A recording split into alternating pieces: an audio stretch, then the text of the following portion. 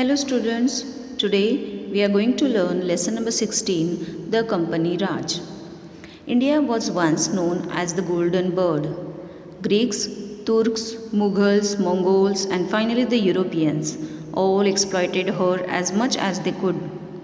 Our only weakness was we fought amongst ourselves and were not united. Here is a brief account of the British rule in India. It was the phase of the Industrial Revolution. The European countries were fighting with each other to gain more powers. Vasco da Gama discovered a sea route to India in 1498 and it paved the way for the European countries to also trade with India. The Portuguese, the first Europeans to come to India to trade in cloth and spices.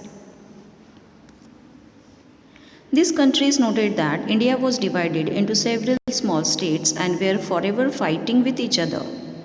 In the early 16th century, Portuguese established their rule on the west coast of India in Goa. However, the Portuguese domination remained confined to the coastal periphery. Meanwhile, other European countries like Holland, France, and Britain also landed on the shores of India to trade in goods. Britain slowly defeated all the other European countries. This started a period in India often referred to as the Company Raj. The British had initially landed on the shores of India as a trading company called the British East India Company, but they did not take long to establish permanent centers in India. They built trading centers and factories to store their goods. They established their first factory at Surat in 1608. Emperor Jahangir gave permission to the company to build such centers all over the Mughals empire. The British East India Company established more trading centers in Madras, Calcutta and Bombay. The next step was building of forts. The British started to build forts to maintain armies to protect their trading centers. Nawab Sirajuddaulah of Bengal was alarmed. He ordered the British to remove their soldiers and arms from their factories. However, the East India Company turned a deaf ear to his order.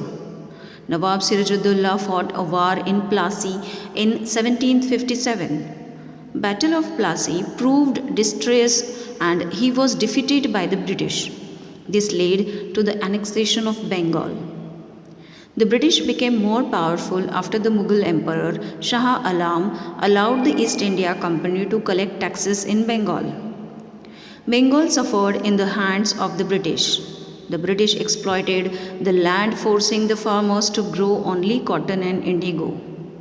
These crops were the raw materials that the British needed in their own country to make finished products. They levied high taxes on the people. They were so hard-hearted that even when there was a famine in Bengal, they forced the farmers to grow cotton and indigo. The Company Sarkar became dominant in India after the Battle of Buxar in 1764. After this battle, the British started to annex more territories of India through various unfair policies. One such policy was that of doctrine of lapse. According to this policy, if the ruler of a state died without a natural heir, the state would be annexed to the British territory. With the help of such policies, the British annexed Jhansi and Nagpur. Other princely states like Aundh also fell from the hands of Wajid Ali Shah. By the year 1857, the British had a control over nearly the whole of India. Thus, we see how slowly and steadily the British crept into our land and grabbed power. Now, to protect their assets, British started recruiting Indian soldiers in their army. The Indian soldiers were given a meager salary and petty positions. Displeasure developed due to this. Moreover, they had another reason to be angry. The British had introduced a new rifle called the Enfield rifle, which was said to have cartridge greased with pig and cow fat. This offended the religious sentiments of both Muslims and Hindus.